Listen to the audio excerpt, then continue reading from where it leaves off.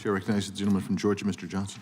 Thank you, Mr. Chairman. Director Davis, thank you for your testimony today, sir. I was particularly struck when you talked about the escalating volatility and severity of threats against public officials and judges.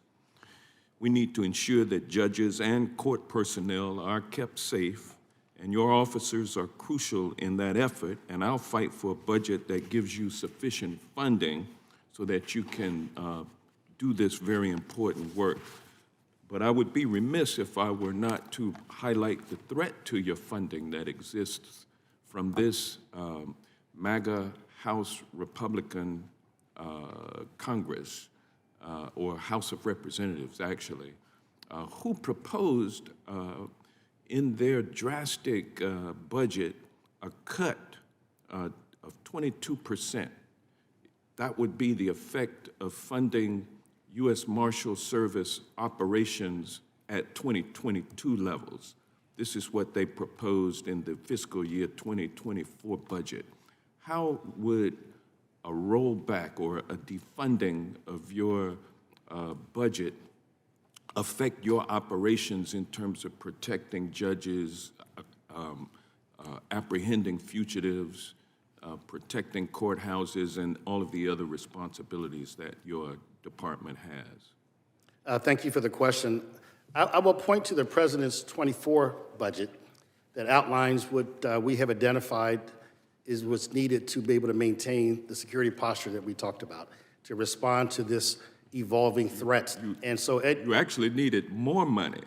Yes, we did. Not that was less. a request. But House MAGA Republicans are proposing to give you less money. How would that be devastating on your ability to carry out the responsibilities that you're charged with? Congressman, I was saying is if we ask for additional protective operations to address the threats, if we were not to get additional resources or the budget or cuts in that, then we would have to make the decision that would have that judicial security is still the #1 priority, which means we would have to, this would have an impact on the other critical missions, as you alluded to, like fugitive apprehensions, recovery of missing and endangered children, because our primary mission is the protection of the judiciary. So we would have to then make sure that all the resources necessary to accomplish that, we cannot compromise the third branch of government under any circumstances, would have to be done, but I think it would have an impact. It would have a devastating impact, would it not? I won't use the word devastating, but it would definitely have an impact. Well, thank you.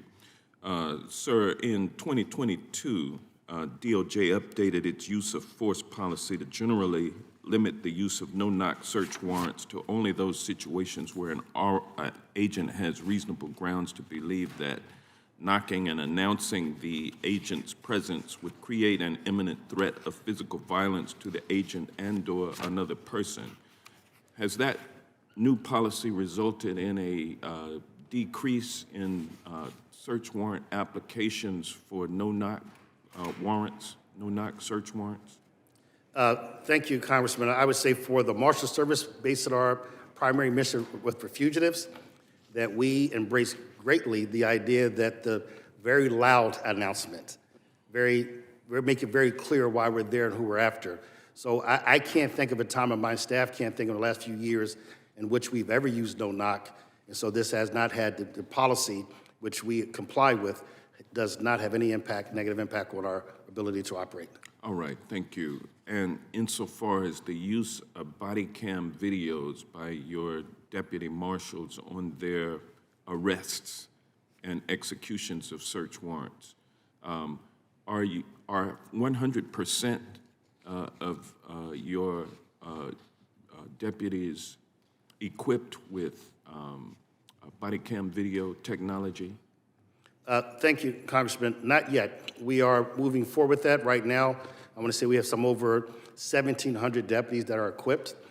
We are also in out of about 5,500? About 4,000 deputies. Mm-hmm. So about of the 4,038 operational personnel, about 1,700 are equipped.